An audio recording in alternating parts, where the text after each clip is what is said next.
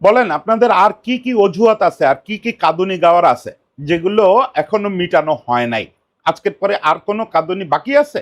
বাকি থাকলে বলেন, সেগুলোর জন্য আরো একটা ম্যাচ আছে, ফাইনাল আছে, ওখানে আমার ধারণা লিওনেল মেসি এবং লিওনেল স্কলোনি সেই কাঁদুনিগুলো, সেই অজুহাতগুলো জবাব দিয়ে দেবে। বড় র্যাঙ্কিং টিমের সঙ্গে আর্জেন্টিনা জিততে পারে না, না জিতে ছোট ছোট দলের সঙ্গে, খেলের বাড়ি টুর্নামেন্টের দলের সঙ্গে জিতে সেমিফাইনালে চলে আসছে, ইংল্যান্ডে হারায় দিছে। ইংল্যান্ডের র্যাঙ্কিং কত, 100 150 এরকম কিছু। এবং আপনারা জানেন যে আর্জেন্টিনা বড় চ্যালেঞ্জ নিতে পারে না, ফিজিক্যাল চ্যালেঞ্জিং টিমের সঙ্গে পারে না। শুরু থেকে ইংল্যান্ডকে একদম ফিজিক্যালি ওই মাঠ থেকে ঘুরায় দিছে। ইংল্যান্ড কোনো প্ল্যানে স্ট্রেট হয়ে দাঁড়াতেই পারে নাই। তুখেলের যে প্ল্যান, ওই প্ল্যান কাজেই লাগে নাই। এবং শেষ পর্যন্ত একটা আকস্মিক লিড নিছে তারা, এই আর্জেন্টিনা পিছিয়ে পড়ছে, সেটা থেকে যথারীতি যথারীতি লিওনেল আন্দ্রেস মেসি, নামটা মনে রাখেন, লিওনেল আন্দ্রেস মেসি দুইটা অ্যাসিস্ট করে দলকে আবার বের করে আসে সেই 90 মিনিট পার করে গিয়ে। This is Argentina, this is Lionel Scaloni, this is Lionel Messi. এই লোকগুলোর উপরে আস্থা রাখতে হবে।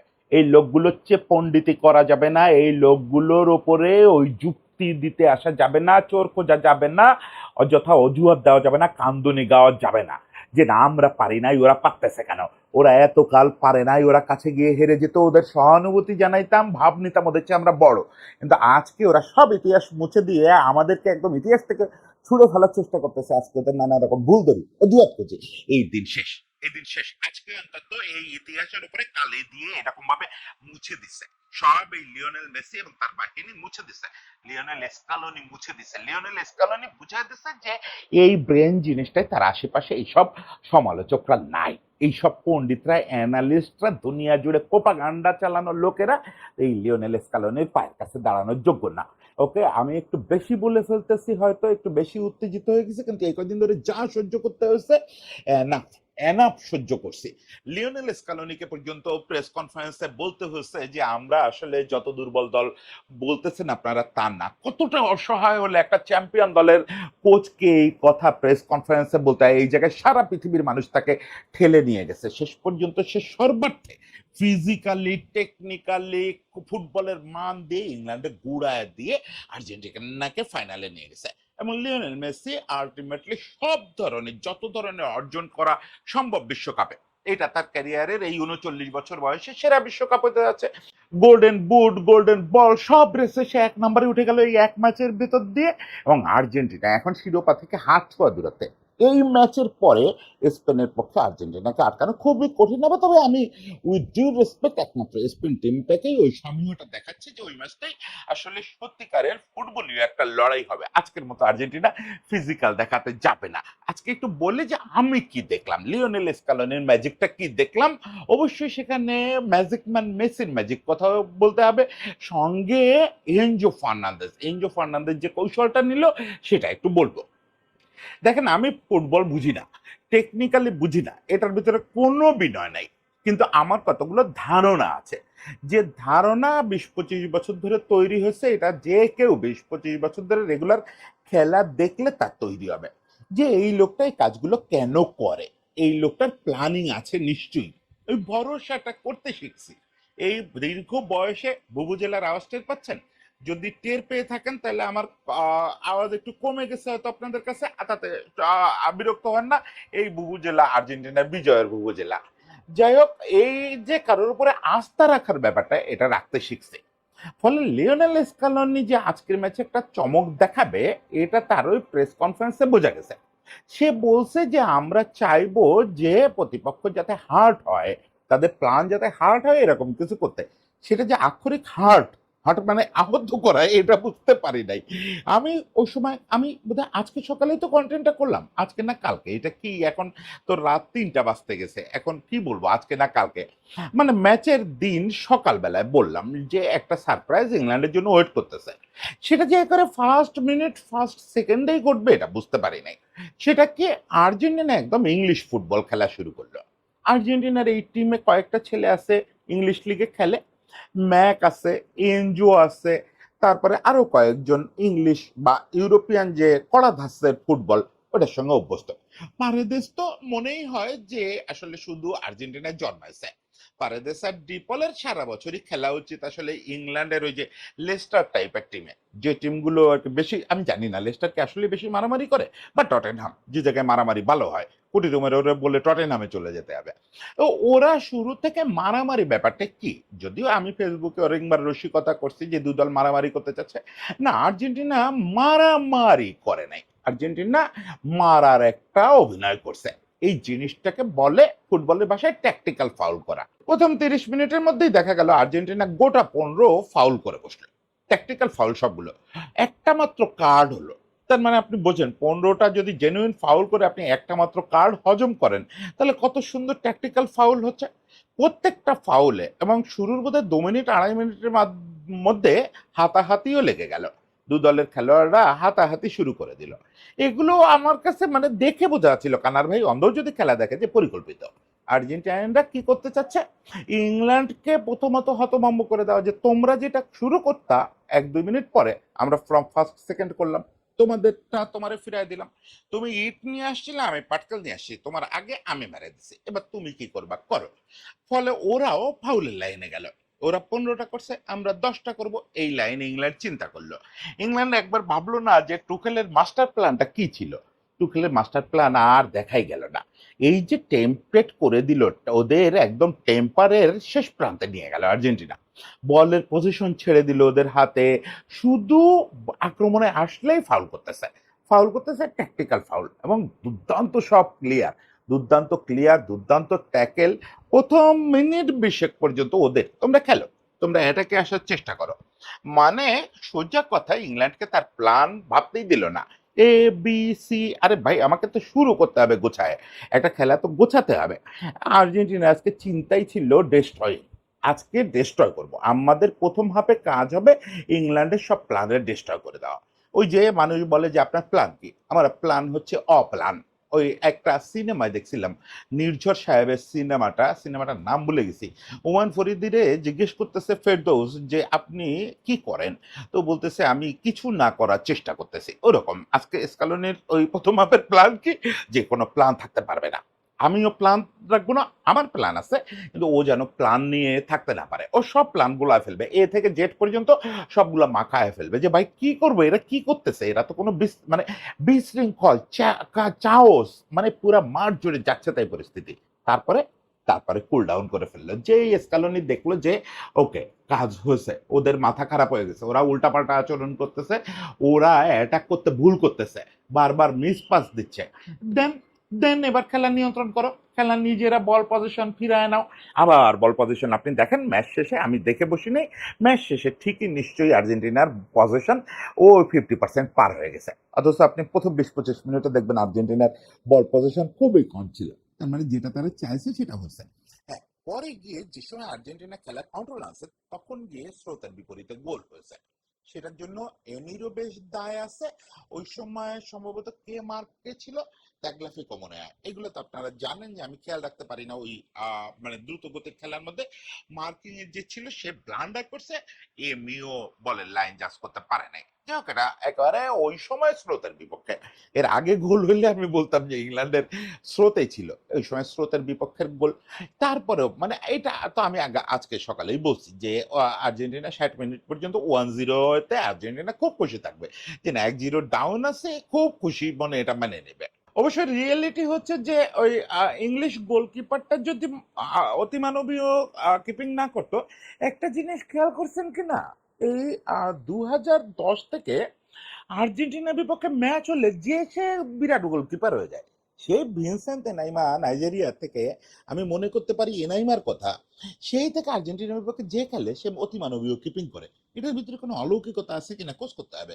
একটা ভালো জিনিস মাথায় আসলো আজকে, এই ইংলিশ গোলকিপার সম্পর্কে তো বড় কোনো কথা শুনি নাই এই টুর্নামেন্ট চলা অবস্থায়, কিন্তু সে দেখতেছে অতিমানবীয় সব সেভ করতেছে।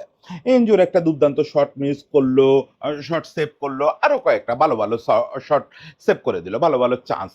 নিকোর একটা, নিকো গঞ্জালেসের একটা ভালো সুযোগ ছিল, বেচারা মিস করলো। সব মিলে অনেকগুলো গোলের মধ্যে হয়ে যেতে পারতো, ওকে হয় নাই কি আছে, এটা তো পার্ট অফ আর্জেন্টাইন স্টাইল, যে আমরা মিস করব, গোল খাবো, সাফার করব, সারভাইভ করব, তারপরে কষা দিব। কষাটা কিভাবে দিল? কষাটা দিল হচ্ছে সেই লিওনেল আন্দ্রেস মেসি। ডান সাইডে চলে গেল, ডান সাইডে গিয়ে দুইটা বল দিল, দুইটাতে দুইটা গোল। আপনি দেখেন গোল দুইটা, আমি এই গোলের প্রসঙ্গে আসলে আগে এনজোর একটু বাড়তি প্রশংসা করতে হবে। এনজো কিন্তু পুরো এই বিশ্বকাপ জুড়ে এনজোর কত পার্সেন্ট বলবো, 1% নাই। যে এনজোকে আমরা চিনতাম সে এনজো নাই। আমি মাঝে কোন ম্যাচে বলছি যে এনজো কি খেলছে আমি জানি না। আজকে এনজো প্রথমত হচ্ছে এনজোর মনে হয় একটু মারামারি করলে শক্তিটা ফেরে, ওর ওই ফিলটা ফেরে যে আমি ভাই ইংলিশ লিগের খেলোয়াড়, ইংলিশ স্টাইল না হলে হয়। আজকে যেহেতু শুরুতেই একটু ও আর পারেদেস মারামারিতে নেতৃত্ব দিছে বলে ও ওই বলটা ফিরে পাইছে। আজকে ও একটা কৌশল নিছে, যেহেতু ওই ওরা তো পরে লো ব্লক হয়ে গেল, ওটা তো ভাঙা যাবে না। ফলে মেসি যেই বল দিচ্ছে যে কয়বার ওরে, ও সে কয়বার বক্সের বাইরে থেকে দূরপাল্লা শট নিচ্ছে। দুইটা শট নিল, একটা পোস্টে লাগলো, একটা পোস্টের উপর দিয়ে গেল। আমি তখনই অনুমান করতেছিলাম এনজু একটা দূরপাল্লা শটে গোল করবে। এটা অনুমান মানে বুঝে ফেলা না, এইটাতে পাণ্ডিত্যের কিছু নাই। এটা আপনিও যদি আর্জেন্টিনা ভক্ত হন এবং এনজোর অ্যাটিটিউড দেখেন তাহলে বুঝবেন যে এনজো এরকম শট আজকে অনেকগুলো নিবে, অনেকগুলো নিলে বক্সের বাইরে থেকে যে সুন্দর পজিশন থেকে নিচ্ছে, ও বারবার পজিশনটা ঠিক করে একটা দুর্দান্ত পজিশন থেকে নিচ্ছে। একটা তো যে ডিফ্লেক্টেড হয়ে বের হয়ে গেল। মোট বোধহয় 3টা শট নিল এর আগেই, গোলের আগেই বাইরে থেকে। তার ভিতরে একটা ডিফ্লেক্টেড হলো, একটা ওপর থেকে গেল, একটা পোস্টে লাগলো। তাহলে এখান থেকে গোল হবে, এটা এগুলো বোঝা মানে সাধারণ অনুমান। ফলে ওখান থেকে গোল করে ফেললো এনজো। এনজোর এই যে চেষ্টাটা বাদ দেয় নাই। আর্জেন্টিনার এই গুণটা, এই দেখেন সাফারিং কথাটা বারবার আসে কেন, যে তুমি একটা জিনিস চেষ্টা করতেছো, করে যাও করে যাও করে যাও, এক সময় পাথর ক্ষয় হবে ভাই। খালি হাতে পাথর ঘুষি মারতে থাকো, এক সময় ক্ষয় হবে। কিন্তু হাতের থেকে রক্ত বেরোনো শুরু করছে দেখেই ঘুষি মারা বন্ধ করো না। তাহলে পৃথিবীর বড় বড় অনেক অনেক স্ট্রাকচার নির্মিত হতো না, মহা মহা পিরামিড নির্মিত হতো না, মানুষ যদি ওই অক্লান্ত পরিশ্রম করে না যেত। এই যে সেটা করে গেছে, ফল পাইছে। মেসি ডান পাশ থেকে বল সার্ভ করে যাওয়া শুরু করছে, ফল পাইছে। সিমিওনের ছেলেটা উঠে গেছে, কিন্তু সিমিওনের ছেলেটা যেটা করার দরকার ছিল ত্রাস সৃষ্টি করে দিয়ে যাওয়া ডান পাশে, সেটা করে দিয়ে গেছে। মানে আজকে যা প্ল্যান, এই লোকটা প্রতিদিনই তার প্ল্যান কাজ করে, আমরা ভাবি কাজ করে না। আজকে চোখে আঙ্গুল দিয়ে দেখালো যে দেখো আমার প্ল্যান কিভাবে কাজ করে। আমি প্রথম হাফে যা চাইছি প্রথম 30 মিনিটে তাই হচ্ছে, তারপরে যা চাইছি শুধু গোলটা আমার মতের বিপক্ষে হচ্ছে, তাতে বিরাট কোনো অসন্তুষ্টই নেই। বাকি সবটুকু প্ল্যান অনুযায়ী হচ্ছে।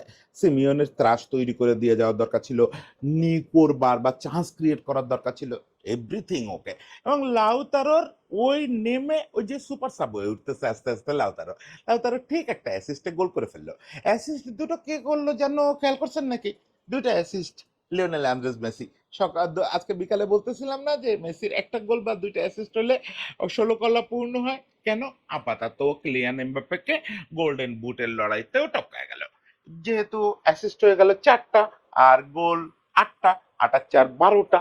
ওরে বাবা রে বাবা, আপনি চিন্তা করেন 12টা গোল কন্ট্রিবিউশন আজকের দিনে এক বিশ্বকাপে, মাই গুডনেস। এটা মেসির জীবনের তো সর্বোচ্চই, আধুনিক ফুটবলের সর্বোচ্চ। মেসি কিন্তু তার ক্যারিয়ারের সেরা বিশ্বকাপ কাটাচ্ছে। 8টা গোল মেসির সর্বোচ্চ, 4টা অ্যাসিস্ট, আর একটা অ্যাসিস্ট হলে নিজের রেকর্ড ছুঁয়ে ফেলবে, হয়ে যাবে। এবং ওলিসের, যেটা আমার কালকে পর্যন্ত মনে হচ্ছিল যে ওলিসের 5 অ্যাসিস্টের এবারে যে সর্বোচ্চ অ্যাসিস্ট, এটা মনে হয় মেসি ছুঁতে পারবে না। এক অ্যাসিস্ট নিয়েছিল তো সেমির আগ পর্যন্ত, সেটা 4-এ পরিণত হয়ে গেছেন। বোঝেন অবস্থা, মানে কোন জায়গা থেকে আপনি ঠেকাবেন। র্যাঙ্কিং এ টোটাল রেটিং এ টুর্নামেন্ট জুড়ে 9.9-এ উঠে গেছে। 10 ছুঁয়ে ফেলবে যে কোনো সময়, মনে হচ্ছে ফাইনালটা এই স্ট্যান্ডার্ড খেললে 10 ছুঁয়ে ফেলবে। গোল্ডেন বুট, গোল্ডেন বল কোনোটা দৌড়ে আর আশেপাশে কেউ নাই। তৃতীয় স্থান নির্ধারণী ম্যাচে অলরেডি এমবাপ্পের সঙ্গে দেশামের লেগে গেছে। এমবাপ্পে দেশামরে মানে যা শোনানো শুরু করে দিছে। এরপরে এমবাপ্পে নেমে একটা অতিমানবীয় পারফরমেন্স তৃতীয় স্থান নির্ধারণী ম্যাচে করবে, এটা আমার খুব একটা বিশ্বাস হচ্ছে না। করলেও ওইটারে টপকানোর ক্ষমতা লিওনেল মেসির আছে, আর আমার মনে হয় সন্দেহ করার কিছু নাই। আর দ্বিতীয় কথা হচ্ছে আর পাওয়ারও কিছু নাই। দেখেন এইটুকু এই বিশ্বকাপ চলা অবস্থায় প্রত্যাশা তৈরি হয়েছিল। যখন বিশ্বকাপ শুরু হলো তখন আমি কিচ্ছু চাই নাই, মেসি আসছে আনন্দ করবে, ফার্স্ট রাউন্ডে একটু ভালো খেলবে, বিদায় নেবে। এই হচ্ছে আমার চাওয়া ছিল, যে এইটুকু ঠিক আছে। আগেরবার চ্যাম্পিয়ন হয়েছে, এবার ফার্স্ট রাউন্ড থেকে বিদায় নেবে, সেকেন্ড রাউন্ডে আসছে, আনন্দ হোক, চলে যাক। যে কোনো সময় চলে গেলে খুশি ছিলাম। কিন্তু জেদটা তৈরি হলো কেন? যখন আর্জেন্টিনাকে নিয়ে এই যে সর্বাত্মক একটা প্রোপাগান্ডা শুরু হলো।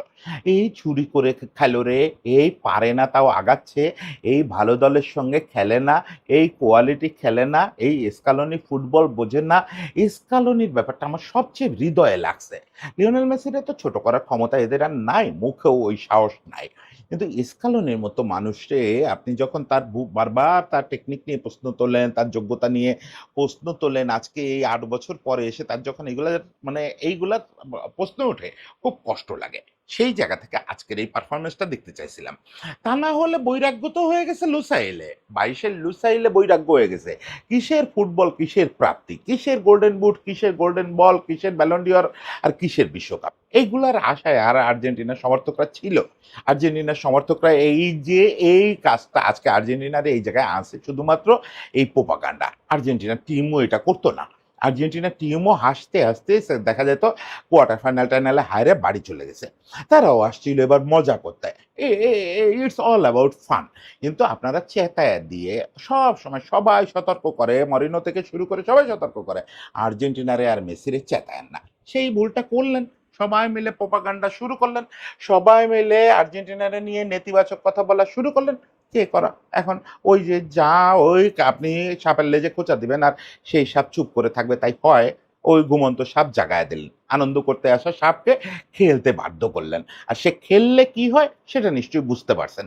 যে সে খেললে নারায়ণগঞ্জের খেলাটাই হয়, ব্রাহ্মণবাড়িয়ার খেলাটাই হয়। শেষ পর্যন্ত আজকে একটু বেশি কড়া কথা বলে ফেলতেছি সারাদিন সকাল থেকে, তাই না? আসলে হজম হচ্ছে না। হজম হচ্ছে না। শেষ পর্যন্ত মানুষ তো অনেক সহ্য করলাম, অনেক সাফার করলাম। আর্জেন্টিনার টিমের মতোই সাফার করলাম। এগুলো নিয়ে আগামীকালকে নিশ্চয়ই আরো বলব। ধরে বিভিন্ন বিষয় ধরে বলব। তবে এরকম উত্তেজনাপূর্ণ কথা আর বলব না। আজকেই এটা আজকের মতো আজকেই এখানেই ফিনিশ। যা জবাব দেওয়ার বলে ফেলছি। এখন আর্জেন্টিনার জন্য শুভকামনা, এনজয় করেন। লিওনেল মেসির জন্য প্রার্থনা করেন। আর কিছু দরকার নাই। যথেষ্ট হইছে। যথেষ্ট হইছে ভাই, ফাইনালে আরেকবার দেখতেছি এই ৪ বিশ্বকাপে ৩ টা ফাইনাল খেলতেছে লিওনেল মেসি। এবং ৪ বিশ্বকাপের মধ্যে ৩য় গোল্ডেন বল, ১ম গোল্ডেন বুটের দিকে ছুটতেছে। আর কি লাগে? আর কিচ্ছু লাগে না। সবার জন্য শুভেচ্ছা, সবাই ভালোবাসা, বাকি রাতটা ঘুমায়েন না। আমি অসুস্থ মানুষ, হাই প্রেশারের রোগী, অমুক আছে, তমুক আছে। আমি একটা ঘুম দেই, আপনারা সেলিব্রেট করেন। সবাই ভালো থাকবেন।